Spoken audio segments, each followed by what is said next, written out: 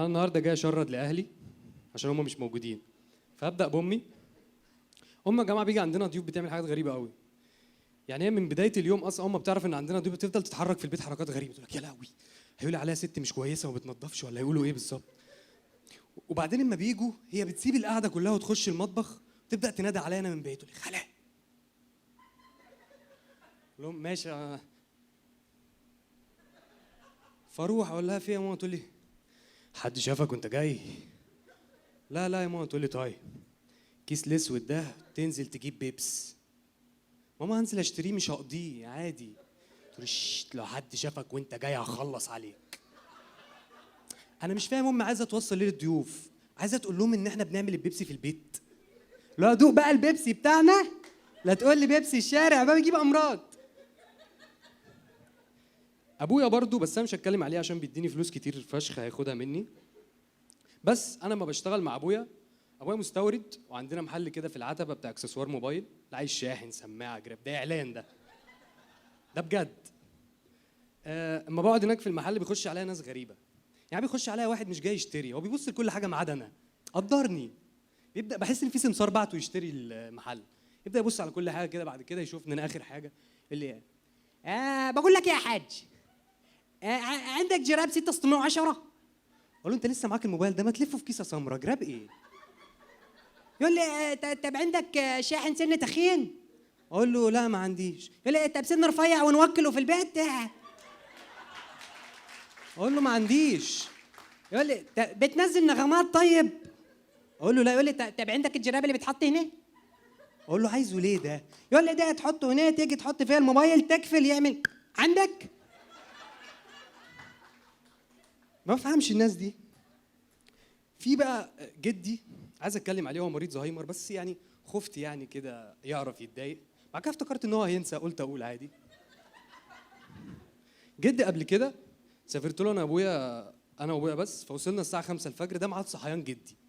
فهو بيصحى الصبح الساعه 5 الفجر يروح يصلي الفجر، ومش بيقعد يعمل شاي، بيفتح نصبة شاي تحت السرير ويقعد، يعني تحس انه قاعد في صينيه العماله، يعدي عليه ناس يشتروا وبتاع.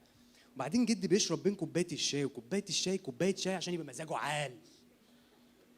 فانا لما وصلت قلنا له يا جدو احنا عايزين ننام. قال لي ما تناموا يا حبايب قلبي، والله انا منعتكم، انت مش هتشرب معايا الشاي؟ قلت له لا يا جدو. قال لي طيب ابوك ينام على السرير ده اهو، وانت السرير اللي هناك ده وتنام عليه. قلت له ماشي يا جدو. فيش دقيقتين قال لي ولا خالد هتحط كام معلقه سكر يالا؟ قلت له لا يا جدو انا هنام. قال لي وانا حوشتك يالا، ما تنام يالا، سرير ابوك يبقى ابوك ينام عليه اهو، وانت السرير هناك ده اللي هناك ده اهو تنام عليه. قلت له حاضر يا جدو. فيش دلوقتي قال لي ولا جايب شويه بقسماط هنسقي البقسماط وانت تشرب الشاي ما. قلت له يا جدو انا هنام. قال لي ما تنام يالا انا حوشتك يالا، ما ابوك ينام على السرير ده اهو وانت تنام على السرير هناك ده اهو. نمت. وصلت لمرحله ان انا نمت، صحيت العصر ما لقيتش جدي، فلقيت نصبه الشاي مفتوحه، قلت اقف فيها لو جه زباين ولا حاجه. قعدت عملت كوبايه شاي، لقيته داخل جاي من صلاه العصر. قلت له جد اقعد معايا اشرب شاي. قال لي لا يا حبيبي هقيل شاي. قلت له انا حوشتك، طب ما انت من السرير هناك اهو، ابويا ينام عليه وانت السرير هناك ده اهو، هناك ده ونام عليه. حبيبي الله يخليك. حد هنا غبي؟ حد يعرف شخص غبي؟ طيب انا عارف الشخص اللي بيوزع الغباء ده، هو قاعد فوق باصص على الاغبياء كلهم بيقول لهم الغباء تمام، بيوزع ديلر. ده واحد صاحبي قبل كده خدته ورحنا مكان واحد صاحبنا شغال فيه، كان معبد يهودي زمان وبقى مكان عادي. فانا قلت بس هيسالني سؤال غبي يقول لي يعني ايه معبد يهودي، ده سؤال غبي اصلا. قلت بس انا احضر بقى واعرفه واقول له معلوماته. فاحنا مروحين قعدنا في الميكروباص، قال لي حلو المكان اللي كنا فيه ده. قلت بس السؤال جاي اهو، انا هقول له بقى اليهود دول وناسه. قال لي يعني المكان ده بس في حاجه بقى. قلت له ايوه. قال لي يعني المكان ده بقى اللي هو يعني ايه يهود؟ قلت له ما تهزر. قال لي ما بهزرش، فين اليهود دول مين؟ قلت له يهود مسلمين مسيحيين يهود. قال لي يعني اليهود دول مسيحيين يعني؟ قلت له مسيحيين بس عليهم شويه حركات يهود. في مره برضو كان معانا اصحابنا كتير، كنا في العيد، فاحنا ما كناش خارجين، لبسنا الشباشب وبتاع، وصاحبنا اللي معاه العربيه ما كانش معاه رخص، وسرحنا بالعربيه فلقينا زحمه، افتكرناه كمين، فحد ينزل يبص يا جدعان عشان لو كمين نخش هنا نعمل اي حاجه، فحدش عايز ينزل. صاحبنا اتبرع وطلع من سقف العربيه، لا شخص عادي واقف ماسك باريه في جيبه لاسلكي وطبنجه. قال له بقول لك خليك والنبي في حكومه قدام عشان نخش من هنا والنبي، عايزين نخش لو في حكومه. الحمد لله قطعت علاقتي بيه. حد هنا مربي حيوانات؟ ايه مربي ايه؟ حلوين. ايه يا حسام؟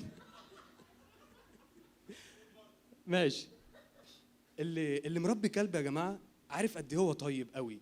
يعني في عز ما حدش بيسال عليك ومحدش طايقك ومحدش بيكلمك، تلاقي الكلب ده جه تحت رجلك يقول لك تقول له ابعد يا كلب انت مش هتفهم اللي انا فيه ده، يقول لك ايه يا عم تروح كلبه يجي 10 مهم ان احنا مع بعض. وبعدين طيب قوي. يعني في كلاب بتقعد في البيت بالسنه سنتين، ده تحسه بقى خالك.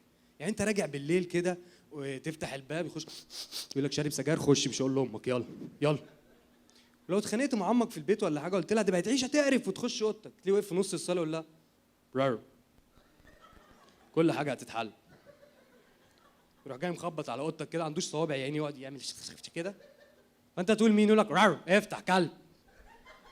تروح فاتح يخش يقول لك رار زعل امك ليه؟ تقول له امشي يا كلب انت مش هتفهم. يقول لك رار قوم صالح امك. يخرج ياخدك كده تحت وتقول له يلا يا ام احمد حضرنا شويه دراي فود نتعشى. طيب في كلاب بتقعد في البيت بخمس ست سنين، ده بتحسه بقى ابوك، بيصحى الصبح لابس نضاره واصلع وبيلبسه فانيلا. اب. عكس بقى القطه، انت مربيه قطط صح؟ القطط دي مش سالكه خالص بقى. يعني انت جرب مثلا نحط للقطه دي اكل، تقول لك حبيبي اللي جاب الاكل مياو يعني. شيل الاكل من قدامها تلبس عبايه سمراء وتقف تتقصع في الصاله وتقول لك مياو. ما انا لو متربيه في بيت رجاله كانوا اكلوني، انما انت مياو. وتحس انك جايب لامك ضره في البيت. يعني لو نزلت وسبتها ممكن ترجع تلاقيها بتردح لها مياو مياو مياو يا انا يا انت في البيت.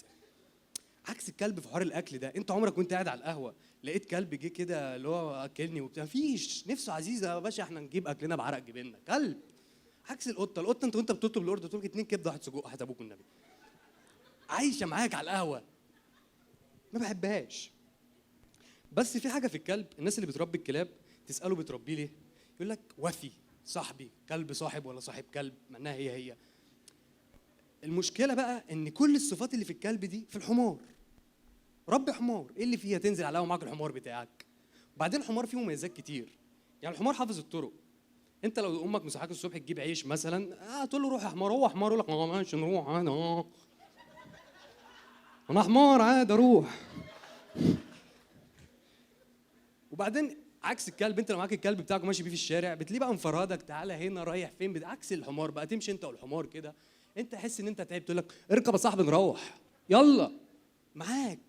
وبعدين اكبر ميزه فيه ان انت لو معاك الكلب بتاعك مثلا على القهوه وقاعد مع اصحابك ونتشتوا مع بعض بتهزروا كده وضربتوا بعض بهزار، لا الكلب ما بيتفهمش وصاحبي وبتاع. حمار فاهم واعد عاقل وبتاع. لو قامت عركه في الخناقه لو قامت عركه في القهوه تلاقيه قام يروح لهم يا جماعه اهدوا كده انا حمار وبشوف الشياطين خلي بالكم بقول احلى من كده بس هو راح مني.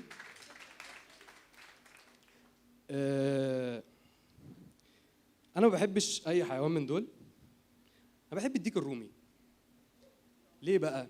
ما كنت اسافر البلد عند جدي، كنت اجي العب كده تمام قدام الطيور وبتاع، فتلاقي الفراخ خرجت كده تقول لي يلا انت امشي يلا من هنا محدش يلعب هنا هكسروا البيض وبتاع. تلاقي الديك الرومي لا خرج كده لا لعبوا لعبوا انا اللي بقول لكم لعبوا براحتكم حبيبي. انا مؤخرا صاحبتي بتحب الحيوانات قوي قوي، بتحب الكلاب. يعني ما بقول لها بتحبيني قد ايه تقول لي بحبك زي الكلبه بتاعتي. فدي العلاقه بينا. انا حاسس اصلا ان هي صاحبتني عشان لقيت صورتي نازله في جروب انقذ حيوان تقريبا. المهم اول ما تعرفنا قلت لها نخرج وبتاع، قالت لي حلو تعالوا نروح شيلتر. قلت لها ايه الشيلتر ده؟ قالت لي ده بياخدوا فيه الكلاب اللي هي رجلها مكسوره اللي عندها حاله اللي اتضربت. اقول لها ملجأ ايتام يعني. قالت لي هنروح وناخد لهم اكل وبتاع. قلت لها احنا ناكل طيب. هي فاهمه ان احنا ممكن نعمل كده. يعني قبل كده كنا قاعدين في حته عاليه شويه كده فقاعدين، ففي نمله اللي هي الكبيره شويه دي جت على رجلي فرحت اعملها كده. قالت لي ايه ده حرام عليك ممكن رجلها تتكسر. قلت لها هتفتح الباراشوت وهي نازله عادي. قالت لي ما تهزرش. قلت لها انت بتهزري؟ ايه اللي انت بتقوليه ده؟ تقول لي ما تهزرش، ممكن تبقى ام وراحه تجيب اكل لاولادها. قلت لها طيب اديني يتمت العيال اهي يلا. في مره صحيتني الساعه 8 الصبح 9 كده، كنت نايم. قالت لي خالد اصحى بسرعه. قلت لها في ايه؟ انا نايم. قالت لي اصحى حالا دلوقتي، هي ساكنه في مدينتي. قالت لي قوم دلوقتي، في كلب بيضربوه في سرايا القبه، هنروح نجيبه. قلت لها اجيب حزمه ورجاله ونيجي وبتاع ولا ايه يعني؟ قالت لي ما تهزرش. قلت لها انت بتهزري والله. انا ليا واحد صاحبي قاعد في الحفله هنا قبل كده، اتصل بيا قال لي اصل انا بتضرب في المطريه. قلت له طب خلص احنا على القهوه تعال. خلص. المشكله انا بحس ان الحيوانات عارفه انها عبيطه فبتروح لها. انا اسف يعني، هي موجوده. يعني اما جت عرفتني على الحيوانات اللي هي مرباها، ما بتربيش اي حيوان، لازم يبقى عنده حاله. في قصه يعني، قالت لي دي الكلبه بتاعتي ما بتخلفش. قلت لها ربنا يكون في عونها يعني، مش عارف اقول ايه. هي قالت لي ده سلحوف، السلحفه بتاعتي لقيتها في الجارد، كانت صدفتها مكسوره وخدتها عالجتها. انا قلت هتكمل بقى، تقول لي دي ضفدعه متعافيه من المخدرات. ده كلب بلدي في المساكن كان بيبيع فودو وربنا تاب عليه يعني. انا حاسس ان يجي في يوم حد يخبط عليها، لا السلام عليكم انا الثعلب المكار، والله العظيم بطلت مكر اقسم بالله والله، ولسه خارج من الحبس وربنا، ويعني عايز اي حاجه يعني. بس انا فخور بيها يعني ان هي بتعمل كده. لازم برضو نحليط عشان ما مين هنا يعرف منطقه المرج؟ حد عارف المرج؟ حد من المرج؟ كداب انت، من عزبه النخل. مشكلة ايه؟ قولي ما ايه؟ مش انت اتكلمت؟ مش هعمل لك حاجه والله. مين اللي اتكلم؟ من المرج؟ لا بتقولي لا لا لا لا، ايه المرج ايه؟ مشكله في منطقه المرج ان المنطقه دي حتى بتيجي توقف الميكروباص، شوفوا خطر مدى الخطوره. توقف ميكروباص تقول له مرج، يقول لك قبل الكمين ولا بعد الكمين؟ كل اللي راكب مسجل يا زميلي، عليك حاجه هتنزل بعدها ولا قبلها؟ مشكله مش في المرج، في اسامي المناطق اللي بعدها. يعني انت بتلاقي بتبدا كده تدرج لتحت كده، المرج، القلج، البركه، جبل الاصفر، مسيخ الدجال قاعد ورا الجبل الاصفر ده، ياجوج وماجوج هيجوا من هناك. مشكله بقى المرج الناس اللي هناك كلهم زي بعض ومستنسخين، رضا وسماح. رضا ده بتلاقيه دايما رفيع وعنده كرش وما عندوش شعر صدر، عنده شعرايه صدر خارجه كده، مساء الخير. سماح بتلاقي لابسه عبايه سمراء، ما عنديش مشكله معاها، امي بتلبس عبايات سمراء، بس هي بتضايقها من النص، تروح تقول له ضايقها لي من النص هنا والنبي. وبعدين تلاقيهم ماشيين في الشارع مع بعض بيمارسوا حياتهم الطبيعيه جدا في الشارع عادي، ما يبقى ماشي هو كده وماسك ابنه ومأنجشها وماشيين وعادي مفيش اي حاجه، مره واحده بيتهبل كده، لا في ايه؟ ما تمشي عدالي نفسك كده. الله، تقول له يا رضا لا انت بترد عليا، طب امشي طيب يلا يلا على البيت. بيمشي برضه يكمل طريقه عادي، مره واحده يقول ايه ده؟ سكل ولا في ايه؟ يقول له يا رضا لا انت بترد عليا، طب امشي طيب يلا، عايز يهدف ايده عليها. الناس تتلم مثلا تقول له يا ابني عيب اللي بتعمله، يقول له ما حدش ليه دعوه يا جوزي وبتاع. انت بترد على الناس؟ طب امشي طيب. هيقطع ايده يمسكها يحدف عليها، امشي يلا. مشكله المرج برضو ان مثلا انا مش مقتنع ان ممكن فيلم فامباير اللي هم مصاصين الدماء دول يبقى في مصر، مش هينجح خالص. يعني مثلا فامباير ده بيبقى نازل بالليل لابس اسود وبتاع واسنانه من هنا كده هيخوف الناس وكده، فمتخيلوا نزل المرج مثلا هيمشي على الرصيف كده، فعلى الرصيف الناحيه الثانيه واحد ماشي مسقط، يا بو اللي انت عامله في نفسك ده، هيكتئب، روح بيته يكتئب.